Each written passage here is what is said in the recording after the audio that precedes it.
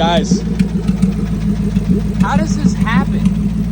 Where did this happen from? It was perfectly fine when I parked it.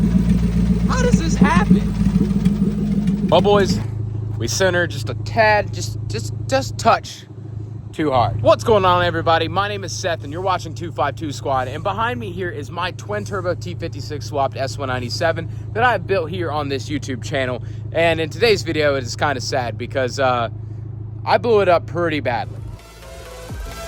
1, 2, 3!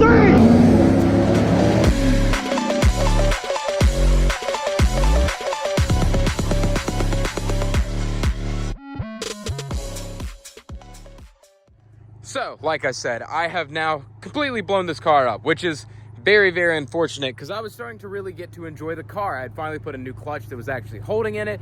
I'd fixed my shift boot issue and was starting to appreciate the car for what it was. And unfortunately, the Gen 1 absolutely left the chat. And to be 100% honest with you, at first, I didn't know how it happened. And so I'm gonna go into a little bit of a story time about a bit of content that I actually didn't end up posting up here for racing purposes, honestly, before we went to Streetcar Takeover. So before we took this car down to Streetcar Takeover, I wanted to make a few adjustments to the car to try to make it more competitive out there. And one of those being I put rear gears in it and I tried to adjust my boost controller because recently I was having issues with the boost controller not working. And so essentially I did new rear gears. I put a used clutch in it, which ended up not holding at all during the event. And then, like I said, I tried fixing my boost controller, which led to some big issues. If you can already see where this is going, trying to mess with a boost controller on a car when it's not working, on a car that is controlled based off of a boost controller, I have an AEM True Boost on this car, causes it to have some issues. So per se, it was 2 o'clock in the morning when we got this thing up and running, and we had done the wiring ourselves and kind of just hoped that it was going to hold, right? So the car was working, the boost controller was working, but it wasn't actually allowing me to adjust the boost. So I was leaving it completely turned off. So, and setting A, B, and off on the boost controller, the car was making 8 PSI of wastegate pressure, which is what I was okay with because it was probably making 600 wheel horsepower, which was pretty healthy on the Gen 1. But with the wiring issue that I was running into, I decided, hey, let's go out and test the car. I got a new clutch in it, new 410s, and we mess with it. It's still not allowing me to adjust boost, but I should be fine. It'll hold on gate like it has been doing because it was holding on gate. And so I decided to go out and make a lick. That was a dumb idea. So like I said earlier, this was prior to Streetcar Takeover. So we went out on the street, we made a lick. I just, you know, did a clutch dump, took it off the two-step. It made like 8 or 9 PSI on the leave. And I was like, dang, that's pretty high. And so I dumped it, let it eat at like 6,000 RPM on the street, and it blew the tires off, and I like held the limiter for like 10 seconds. I hit the no lift shift 1 to 2. It just kept spinning. I didn't pay much attention to it. I was just like, man, it's really lighting these drag radials up.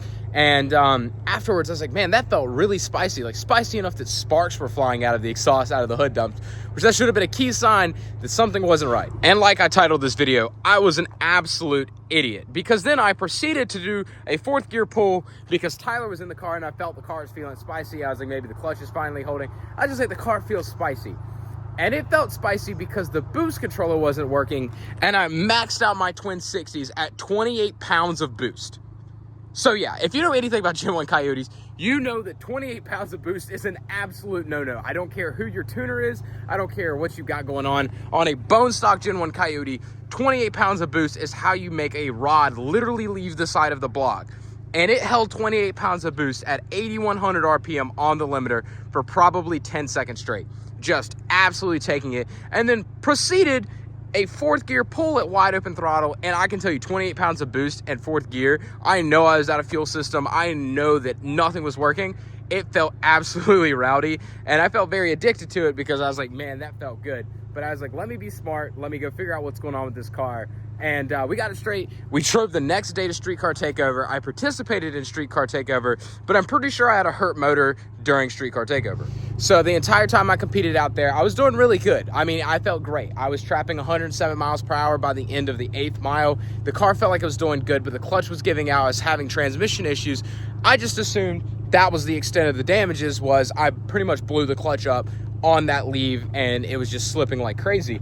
And I was running through the back of the quarter, and I was only hitting like 120 while I was trapping like 106, 107 in the 8th. And I was just like, those mile per hour numbers just didn't seem to be computing. The car felt really bad when I hit 4th gear. And honestly, I'm not gonna lie, it's been puffing some smoke out of the exhaust. I just thought it was the turbos going bad because they're on 3s that are pretty used, and I just didn't really think much about it. So we ran the entire event. I mean, I drove the car up there, drove the car back. Since then, have done a bunch of street pulls with the car and ended up putting a clutch in it. And while I was on clutch break-in, I literally went to a car meet and drove back, never getting on it, never, I think I saw maybe 2 pounds of boost the entire time during clutch break-in. Nothing crazy. I come back and I go to show a buddy this car running. I didn't want to do anything crazy. I go to start it up and it does this. Guys, how does this happen? Where did this happen from? It was perfectly fine when I parked it. How does this happen? Actually, psych, the motor's blown up. What the heck? So yeah, it absolutely blew up. It was puffing smoke like crazy. It looked like the car was overheating out of the breathers, out of the PCV system. It has an insane amount of crankcase pressure.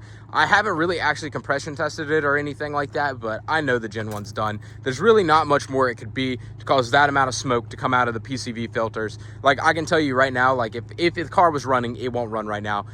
It would literally smoke out of the vents, out of the hood scoop, and out of the front grille.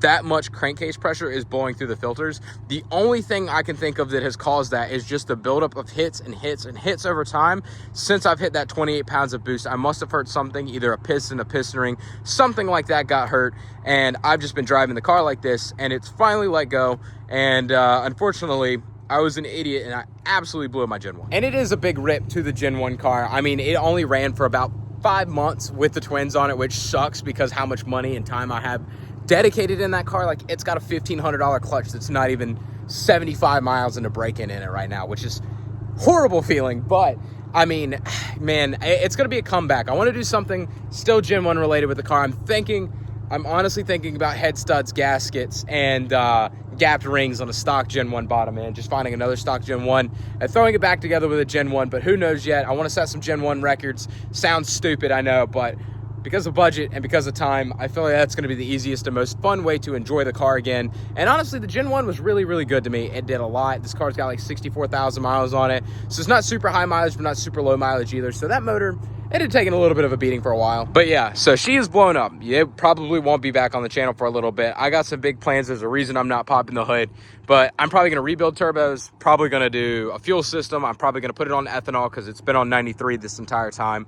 I mean, the highest boost I think besides that I've seen in the car is 10.5 pounds. So it never was really, really turned up a whole lot, and it was hurting a lot of people's feelings. There's a lot of stuff I don't post on this channel because I like for my YouTube to be monetized, and I don't want to cause too much attention. But I'm going to be honest with you, this car can hurt some feelings really quickly back when it was twin turbo Gen 1 T56. Like, with the 410s in the back, which was what I didn't disclose a while back, on the 297 trans, this car was absolutely eating people alive. Like, I mean, I was dogging 600 wheel horsepower C6s, 700 wheel horsepower S550s.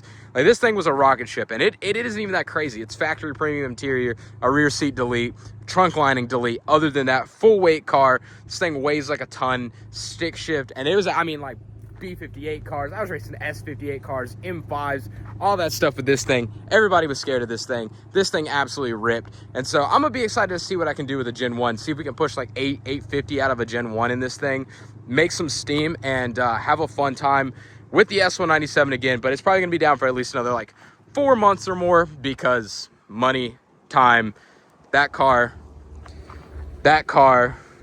and that car all have a lot of priority right now. But overall, that's my TED Talk on blowing this thing up. I am very sad about it because, like I said, I have not gotten that much seat time or as much as I wanted to. Mustang Week is literally a month away, and I won't be able to make it in this car. But I'm getting ready to fix that one up because I think I'm going to take the new Edge to Mustang Week. I think that'll be personally more of a fun car than my 6R80 car. Plus, I kind of miss ripping on a manual car. Sean's S650 back here is absolutely spoiled me for that. So I just miss the rev matching, all that stuff.